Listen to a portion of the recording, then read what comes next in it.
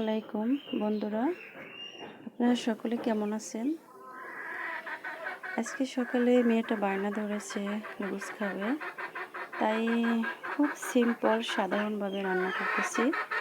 দেখুন, হাঁড়ি নিচ্ছি, পেঁয়াজ নিচ্ছি, একটু মরিচ নিচ্ছি, নুডলসের প্যাকেট নিচ্ছি, তৈল, লবণ, ধনিয়া পাতা, লাস্ট পানি, হলুদ গুঁড়ো একটু।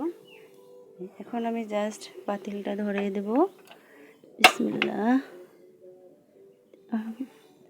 জালটা ধরে গেছে।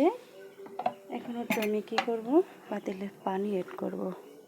বিসমিল্লাহ। জাস্ট এতটুকুই। এখন পানিটা হিট হওয়ার পরে আমি কি করব, নুডলসটা ভেঙে দেব। খুবই সিম্পলভাবে রান্না করব।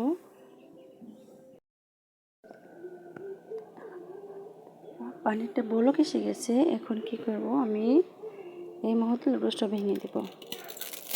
বিসমিল্লাহ।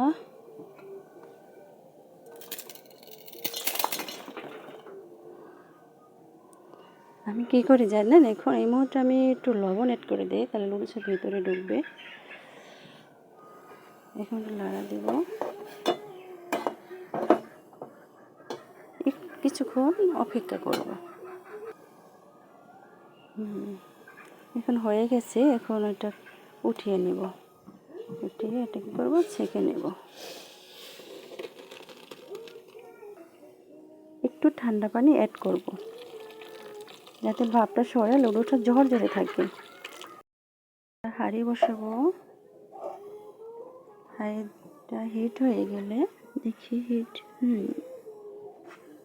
হয়েছে। এখন পরিমাণ মতো তেল ঢেলে দেব। তারপরে পেঁয়াজ কুচিগুলো দিয়ে দেব।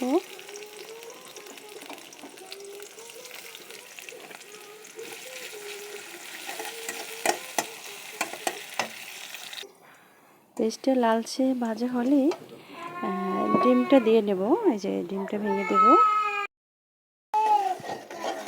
ডিমটা ভেঙে দিয়েছি।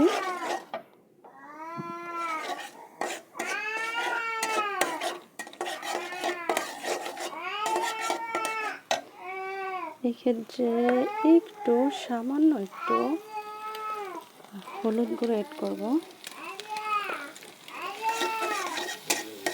ডিমের জন্য একটু লবণ প্রয়োজন, সামান্য একটু লবণ অ্যাড করব।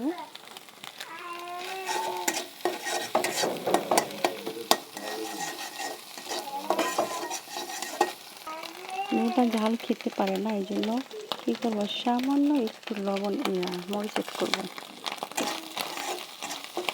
এবারে সব কিছু জিনিসটা ভেঙে দেবো। কিছুক্ষণ নাড়াচাড়া দিয়ে এখন হয়ে আসছে। শেষ মুহূর্তে কী করবো ভিউয়ার্স, ধনে পাতা অ্যাড করে দেবো।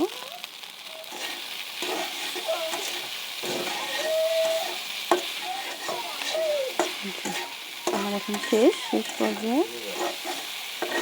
সবাই সাপোর্ট করবেন, বলবেন কেমন হয়েছে। ইনশাআল্লাহ আবার নতুন কোনো রেসিপি নিয়ে চলে আসবো। ভালো থাকবেন সবাই। আসসালামু আলাইকুম।